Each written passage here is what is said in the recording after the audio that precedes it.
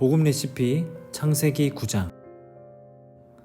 하나님이 노아와 그와 함께한 아들들에게 말씀하여 이르시되 내가 내 언약을 너희와 너희 후손과 너희와 함께한 모든 생물 곧 너희와 함께한 새와 가축과 땅의 모든 생물에게 세우리니 방주에서 나온 모든 것 곧 땅의 모든 짐승에게니라.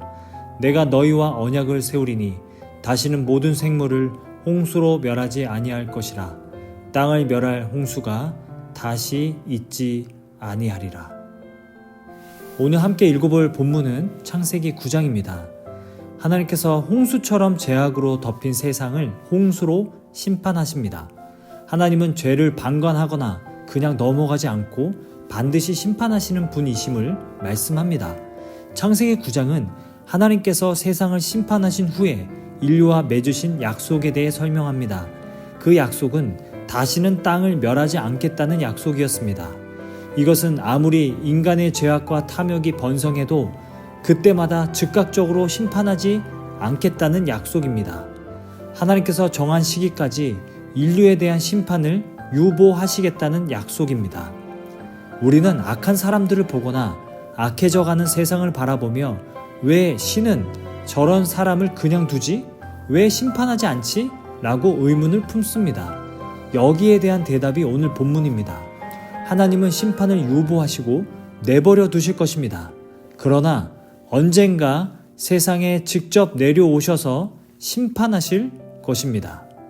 다시는 땅을 멸하지 않겠다. 이 약속의 또 한 가지 의미는 이것입니다. 세상이 완전히 파괴되거나 사라지지 않을 것에 대한 약속입니다. 우리는 종종 지구의 종말에 대한 상상의 이야기들을 듣곤 합니다. 지구가 언젠가 멸망하여 우주에서 사라져 버릴 것이라는 이야기도 듣습니다. 하지만 하나님은 우리가 살아가는 세상이 사라지지 않을 것을 약속합니다. 오히려 하나님은 마지막 날에 이 세상을 새롭게 재창조하실 것입니다.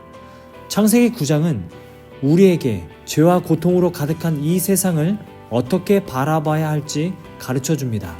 여러분, 이 세상이 사라져버리거나 완전히 멸망할 것이 아니라면 하나님께서 이 세상을 여전히 사랑하시고 이 땅을 새롭게 하신다면 우리는 이 세상을 어떻게 바라봐야 할까요? 하나님이 장차 새롭게 하시는 세상의 모습을 성경을 통해 배우고 바라보며 소망하고 기대하며 그러한 세상이 되도록 가꾸어 가야 할 것입니다. 이것이 이 세상을 살아가는 우리의 사명입니다. 함께 창세기 9장을 읽으며 생각해 봅시다. 하나님께서 사람들의 죄악을 즉각적으로 심판하지 않으시는 이유가 무엇일까요? 그들에게 무엇을 기대하시는 걸까요? 우리가 살아가는 이 세상이 사라져 버릴 곳이 아니라 다시 새롭게 리모델링 될 곳이라면 어떻게 바라보며 살아야 할까요? 어떤 부분이 고쳐져야 한다고 생각하시나요? 복음 레시피 창세기 9장이었습니다.